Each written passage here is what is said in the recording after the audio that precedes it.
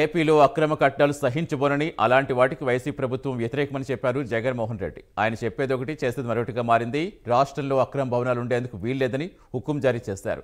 అది ఆయనకు మాత్రమే వర్తించదనే విధంగా వ్యవహరించారు. వైసీపీ ఆఫీసులన్నీ అక్రమ కట్టాలే అనే విషయాలు ఆలస్యంగా వెలుగు చూస్తున్నాయి. పార్టీ ఆఫీసులు ప్యాలెస్ల మాదిరిగా నిర్మించారు. ఋషికొండ ప్యాలెస్ మాదిరిగా విజయవాడలో వైసీపీ పార్టీ భవనం నిర్మించారు.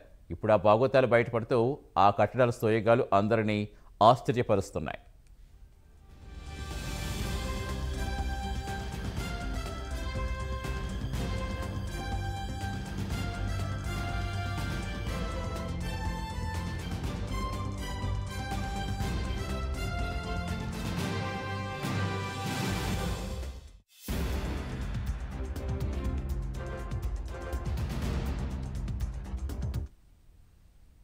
తాను పేదలకు ప్రతినిధిని పదే పదే చెప్పుకునే మాజీ సీఎం జగన్ ఒక్కరి పేరు మీదే 529 కోట్లకు పైగా ఆస్తులున్నట్టుగా ఎన్నికల అఫిడవిట్లో చూపించారు. ఇక అఫీషియల్గా ఆయన చూపించిన లెక్కల ప్రకారం ఆ ఫ్యామిలీ ఆస్తులు 757 కోట్లకు పైగానే ఉంటాయి. జగన్పై అక్రమ ఆస్తుల కేసులు చాలానే ఉన్నాయి. 11 సిబిఐ కేసులు, 9 ఈడీ కేసులు విచారణలో ఉన్నాయి. తండ్రి అధికారులున్నప్పుడు తెర వెనుక పెత్తనం చేసి 1,00,00,000 కోట్ల రూపాయలు దోచుకున్నారనే ఆరోపణలు ఉన్నాయి.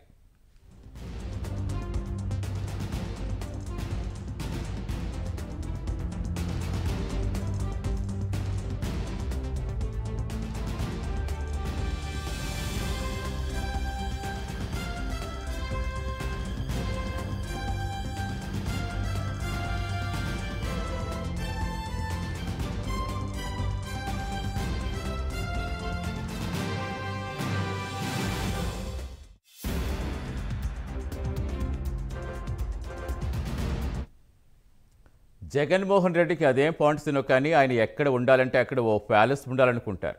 ఊరికో బిల్డింగ్ కట్టుకుంటారు. అలా విజయవాడ నడిబొడ్డున కూడా ఓ ప్యాలెస్ కావాలని ఆదేశించారు. జీ హుజూర్ అంటూ మాజీ మంత్రి వెల్లంపల్లి శ్రీనివాసరావు ఆగ మేఘాల మీద విద్యాధరపురం వర్క్షాప్ వెనుక లేబర్ డిపార్ట్మెంట్కు సంబంధించిన 2 ఎకరాలు ఆక్రమించారు. అందులో ఎకరం 10 సెంట్ల స్థలంలో వైసీపీ ఆఫీస్ నిర్మాణం చేస్తున్నారు. ఇప్పుడు అధికారం కోల్పోవడంతో ఈ అక్రమ కట్టడాలన్నీ బయటపడుతున్నాయి.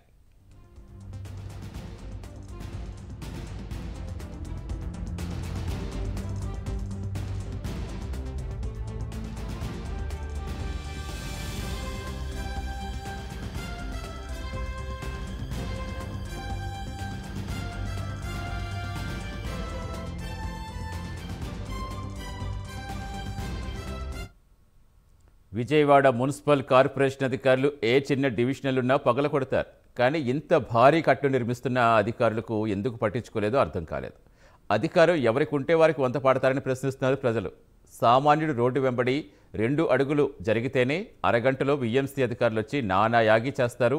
ఎవరో భూమిలో అక్రమ నిర్మాణం చేపడుతున్న అధికారులు ఎందుకు పట్టించుకోవడం లేదని విమర్శిస్తున్నారు. ఈ అక్రమ కట్టడంపై మున్సిపల్ కమిషనర్కి జనసేన నాయకులు ఫిర్యాదు చేశారు. ఆ భూమి లేబర్ డిపార్ట్మెంట్కు చెందిందని, ఆ నిర్మాణం వెంటనే నిలిపేయాలని డిమాండ్ చేశారు.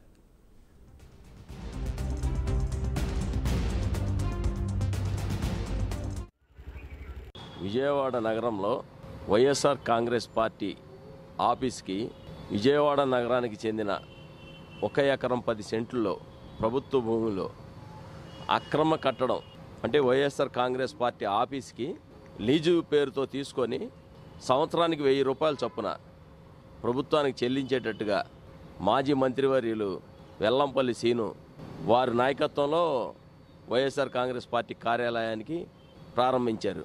మరి ఆ వైఎస్ఆర్ కాంగ్రెస్ పార్టీ కార్యాలయానికి పర్మిషన్లు కానీ అప్లికేషన్ పెట్టుకోవడం కానీ ఏమీ లేకుండా కూడా నిర్మాణం చేసేశారు.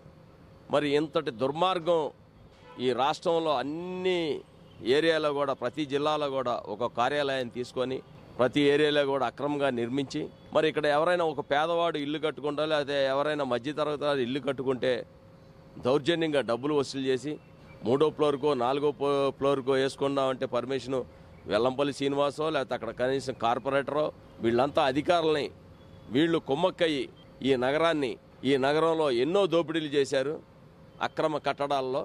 మరి ఈ అక్రమ కట్టడాన్ని కూల్చివేయాలని నేను నిన్న విజయవాడ మున్సిపల్ కమిషనర్కి మెమోరాండం ఇవ్వడం జరిగింది. దాని మీద వెంటనే స్పందించి నోటీస్ జారీ చేశారు. ఈ నోటీసు తీసుకున్న తర్వాత వాళ్ళకి 1 రోజు 2 రోజుల్లో టైం ఇస్తారు. ఆ టైంలో వాళ్ళు కానీ అధికారులు వచ్చి నిర్ణయం తీసుకోకపోతే మా కార్యాచరణ కూడా ప్రకటిస్తానని ఆ రోజే చెప్పా.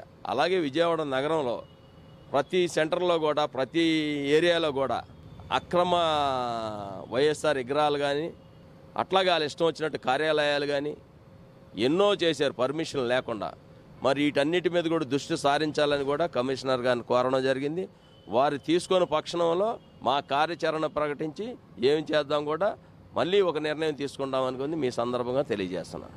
విజయవాడ నగరంలో వైఎస్ఆర్ కాంగ్రెస్ పార్టీ ఆఫీస్కి విజయవాడ నగరానికి చెందిన 1 ఎకరం 10 సెంట్లలో ప్రభుత్వ భూమిలో